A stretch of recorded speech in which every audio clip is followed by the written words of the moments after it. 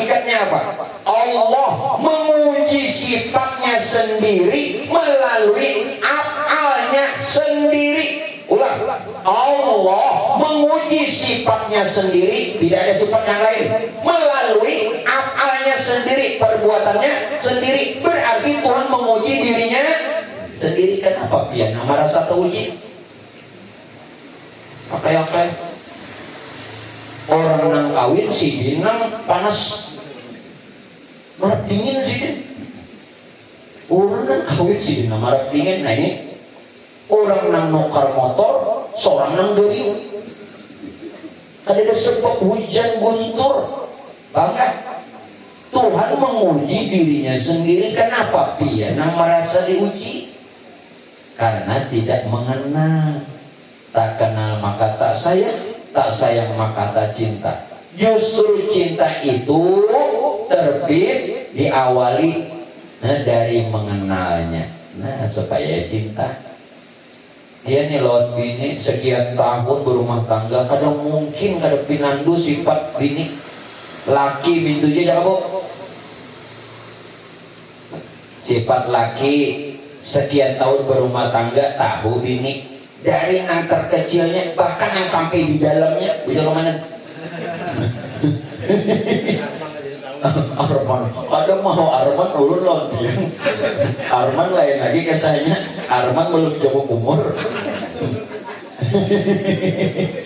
Bini lah. Sekian tahun berumah tangga, tahu luar dalam laki. Laki pun sekian tahun berumah tangga, tahu luar dalamnya bini. Ya, karena mencintai.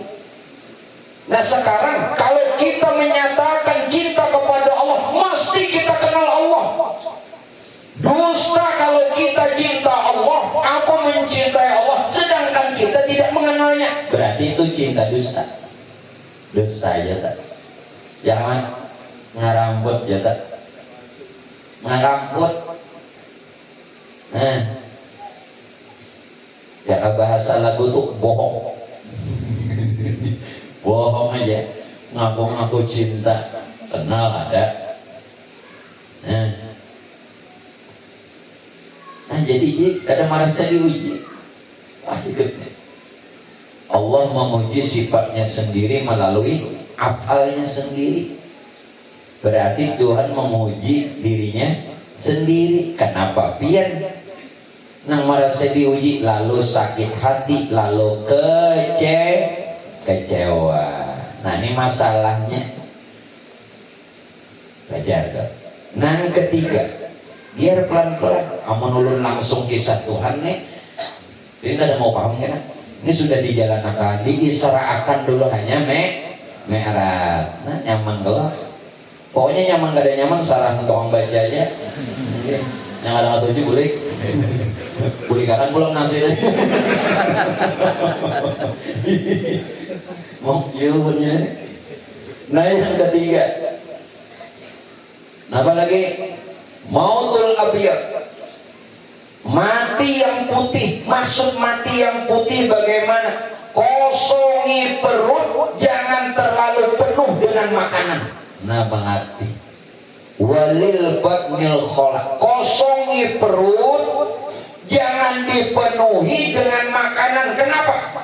Orang yang perutnya dipenuhi dengan makanan, kata Rasulullah, itu hati bisa gelap, hati bisa mati. Ujar kita pengoler. Ya nampak pengoler tak? Wah iya pangkaro gancang lagi nih. Kadang kayak itu. Artinya kan sesuai takaran kita aja. Mun takaran ulun kan karena mungkin jubung, udah mungkin. Nah, kalau Arman wajar, mungkin wajar. Takaran masing-masing takaran aja lah. Ya, bisa aja kalau pian mengira-ngira lah. Nang takaran kita tuh, bila lebih daripada itu, nah itu nang kada boleh. Yang kedua apa? Kosongi perut dengan makanan. Kenapa? Kita tidak tahu Pak Bu, adakah yang kita makani halal apa adakah? Minta reda ulun lah. Sabutir nasi aja, sabutir nasi terbit dari nang kada halal.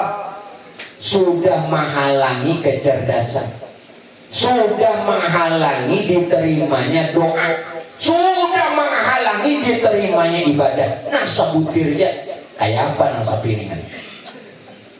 Ayo pikirnya jalan nah. Jangan ulun tidak melajari pikir. Ini kita seperangkat, setiap pengajian pikirnya ada, tauhidnya ada, tasawufnya ada, lengkap seperangkat. Alat sholat dibayar tunai sah.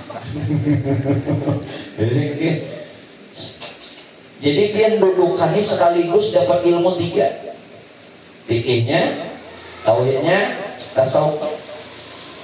Sebutir nasi aja menghalangi kecerdasan, menghalangi diterimanya doa dan ditolaknya amal. Kayak apa nang sapiringan? Maka itu kita ini disuruh jangan terlalu dipenuhi perut dengan makanan.